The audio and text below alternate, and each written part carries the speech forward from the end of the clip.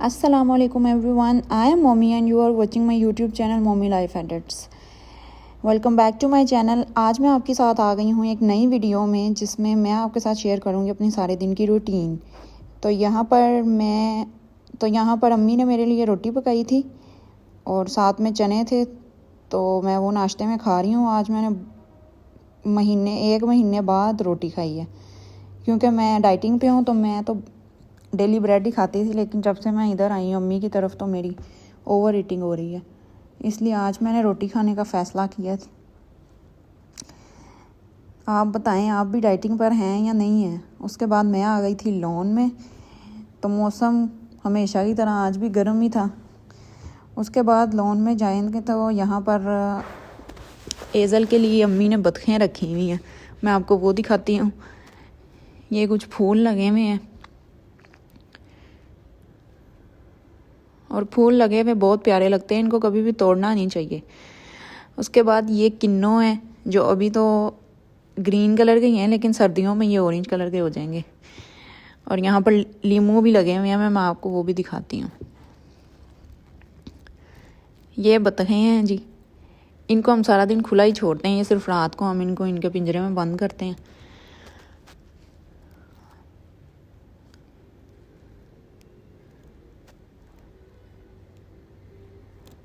उसके बाद ये लीमू है, ये भी अभी ग्रीन ही है, अभी येलो कलर के नहीं हुए।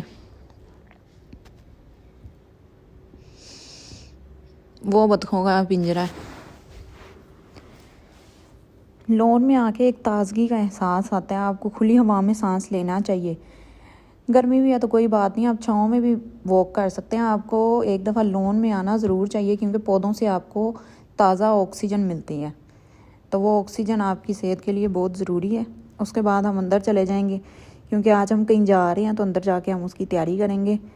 जब मैं अंदर पहुंची तो एज़ल साहिबा कार्टून देख रही थी, कोको मेलन। यहाँ पर मैं रेडी हो चुकी हूँ, आज हम कहीं जा रहे हैं अपनी खाला की तरफ। तो ये मैंने आउटफिट पहना हुआ है, कुर्ता जो है वो एथनिक का है, ट्राउज़र भी एथनिक है, और दुपट्टा मैंने खुद डाई करवाया था। उसके बाद जी हम रास्ते में आए, एज़ल रेडी है बिल्कुल, और सालार भी रेडी है। उसके बाद हमने खाला को पिक किया और हम चले गए ज़ुबैदास पे, क्योंकि मैंने देखा था कि ज़ुबैदास पे ऑफ़ लगा हुआ है, तो मैंने सोचा चली जाती हूँ। सालार की कुछ विंटर का अगर कुछ मिल जाता है विंटर्स के लिए, तो मैं उसके लिए वो ले लूँगी। तो यहाँ पर बहुत प्यारी टी शर्ट्स थी, फ्रॉक्स भी थी, बच्चों के प्यारे प्यारे कपड़े थे। ये कुछ एक्सेसरीज़ थी, ये सर्दियों के थे, लेकिन एज़ल के मुझे सर्दियों के नहीं चाहिए थे, ना ही ज़्यादा पार्टी वियर चाहिए थे। ये एथनिक वियर हैं, जो ये रेड कलर की टी शर्ट मुझे बहुत प्यारी लगी थी, तो ये मैं अपनी अम्मा और खाला को दिखा रही थी कि ये कैसी है। उसके बाद ये कुछ विंटर्स की शर्ट्स थी। मुझे उसके लिए कुछ टॉप चाहिए था जीन्स के ऊपर पहनने के लिए, और वो मुझे मिल गया था। ये फ़्रॉक जो है ये स्काई ब्लू कलर की मुझे बहुत ही हसीन लगी थी, लेकिन ये मैंने नहीं ली, मैंने इन्हीं कलर्स का एक टॉप ले लिया था। उसके बाद खाला मुझे निकाल के दिखा रही थी कि ये देखो ये देखो, लेकिन ये कलर्स बहुत डार्क थे, मुझे कुछ लाइट कलर का चाहिए था। वैसे भी उसका एक येलो कलर का चेकर्ड फ्रॉक मैं पहले भी ले चुकी हूँ, लेकिन चेक प्रिंट्स जो हैं वो मुझे बहुत प्यारे लगते हैं। मेरे पास अगर 10 भी चेक प्रिंट्स हैं ना, तो मैं 11वां भी चेक की ख़रीदूँगी। ये एक चेकर टॉप था, ये भी येलो भी। तो हमने 3 टॉप्स निकाले, जिसमें से हमने सिर्फ एक लिया था। और अगर आप चाहते हैं कि मैं आपको एज़ल की और सालार की शॉपिंग दिखाऊं, तो आप मुझे कमेंट में बताएंगे, तो अगले व्लॉग में मैं आपके साथ ज़रूर शेयर करूंगी। और ये न्यू बॉर्न बेबीज़ की बूटीज़ थी, इनकी प्राइस 2500 थी, लेकिन इसके ऊपर एक्सेसरीज़ के ऊपर 50% ऑफ नहीं था, कुछ पे था लेकिन ज़्यादा पे 20% ही था। ये बॉयज़ की शर्ट्स हैं, बॉयज़ के लिए मुझे ये अच्छी लगी थी, लेकिन इसमें सलार का साइज़ नहीं था। तो फिर हम उसकी दूसरी तरफ चले गए जहाँ पे विंटर्स के लिए कुछ पड़ा हुआ था।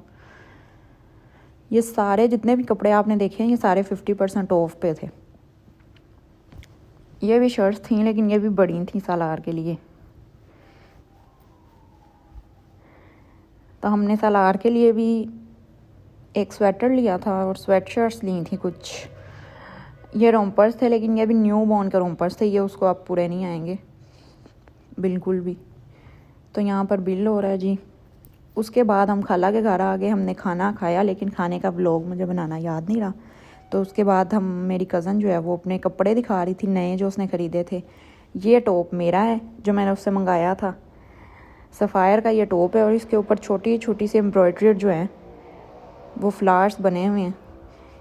तो ये उसके अपने कपड़े हैं सारे, बहुत ही प्यारे थे, अल्लाह उसको पहनना नसीब करे।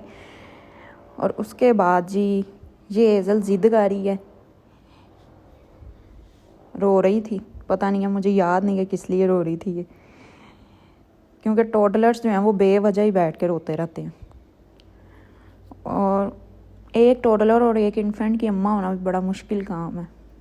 एक बच्चा जो होता है वो एक होता है, लेकिन अगर 2 बच्चे हों तो वो 5 के बराबर होते हैं, बहुत ही मुश्किल है संभालने।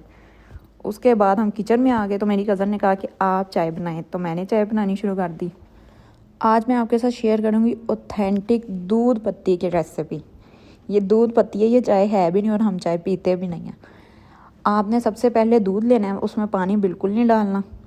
दूध लें, जब उसमें हल्का हल्का बॉईल आना शुरू हो तो उसमें चीनी भी डाल दें, पत्ती भी डाल दें और एक छोटी सी इलायची डाल दें।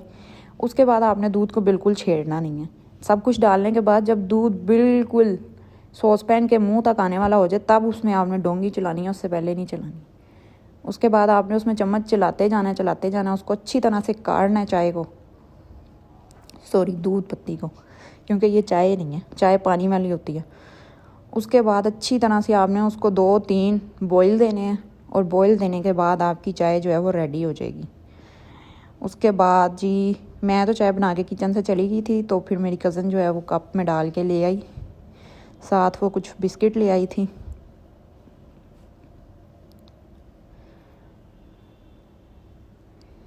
अब हम चाय पियेंगे और इन्जॉय करेंगे। वैसे मैं आपको बताती चलूँ मुझे चाय बिल्कुल पसंद नहीं है, लेकिन मैंने चूँकि ओवर हीटिंग कर ली थी तो चाय की थोड़ी सी ज़रूरत थी मुझे। उसके बाद हम घर जा रहे हैं, अब मिलेंगे आपसे कल, तब तक के लिए अल्लाह हाफिज़।